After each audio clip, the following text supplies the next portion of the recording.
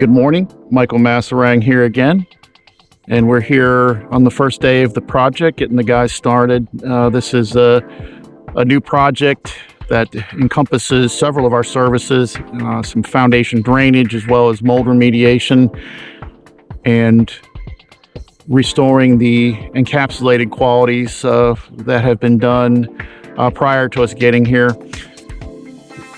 We got introduced to this project through our licensed mold and air quality specialist. Customer has some unique health issues that falls under the CIRS or CIRS protocol. And so this entire house is about to go through an extensive remediation process. We have been hired to do the crawl space, and what we can tell you, you can see here, there are some light manifestations of mold that are present on the floor system. It's a fairly roomy crawl space. There had been some water damage on this crawl space. As you'll see, there's evidence of water intrusion along the perimeter wall at multiple points around this crawl space. A restoration company was hired to extract water down here at one point, and they also encapsulated this crawl space, and they wrapped this really bubble wraps. I call it bubble wrap garbage. I'm not really sure why this was applied. And they put a contractor class, looks like a 6mm liner down on the floor. They did not address the drainage problem. A dehumidifier was deployed, as you'll see down there. Commercial class Watchdog 85. It's a good unit. Definitely will be able to use that here. But what we're doing first is we're ripping all this strange tinfoil bubble wrap off of the piers and the perimeter wall to try to determine how much water entry we're dealing with. And it does, I do see several spots here. It does look like we'll need pretty much a full perimeter system on this drain system. You can see here where water comes in and pools. So what happened is the water bubbled up through the liner and caused this staining. The discoloration that was left behind does tell me that this is a surface drainage issue. Investigation of the outside. Customer does have good high quality gutter systems. They're oversized, and the water is properly directed away from the structure. So it does appear that we just have a high water table here mixed in with just a high surface drainage threshold, and it's causing the water to overwhelm this cinder block wall foundation. So in addition to cleaning the mold, as you'll see here, we're gonna have to pull the insulation, and we're gonna do a really effective cleaning on this job. So everything gets moved, everything gets removed to meet that high CIRS or NORMI IICRC standard. This job site is heavy with third-party oversight. We'll have multiple inspections looking and inspecting our work. So we always strive to do perfect work, but if we have to meet even more stringent standards, we're willing to do that. And the majority of our jobs do have third-party oversight, so we encourage that. And you can see the guys here are properly set up in PPE equipment, and we take this seriously. We don't kid around. So that sort of sets the table for this job. Everything that you see here is going to be gone. full industrial cleaning service, getting all the mold off this floor system. We are not going to re-insulate because the nature of this customer, we don't want any types of construction materials that could off-gas potential VOCs or odors or anything that might be sensitive to this customer. So we are, we're going to be here the entire week. We're going to introduce a foundation drainage system along the perimeter wall on the inside of the crawl space with this job. We're going to put a sump pump in the right front corner over there to make sure that this drainage issue does not continue.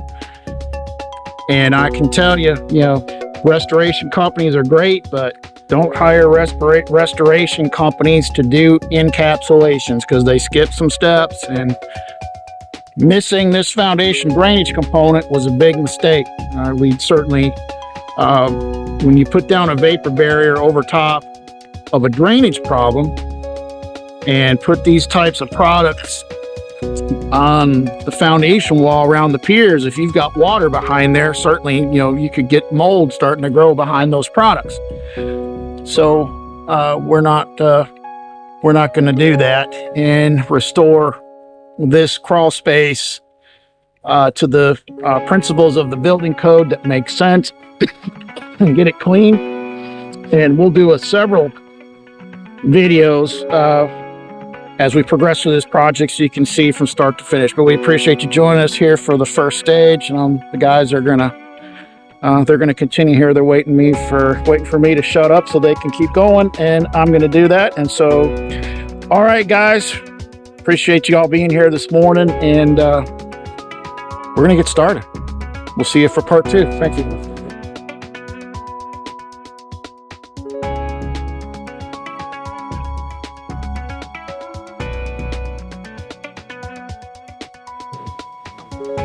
We're here for part 2 of our video, and you can see here a big difference from yesterday.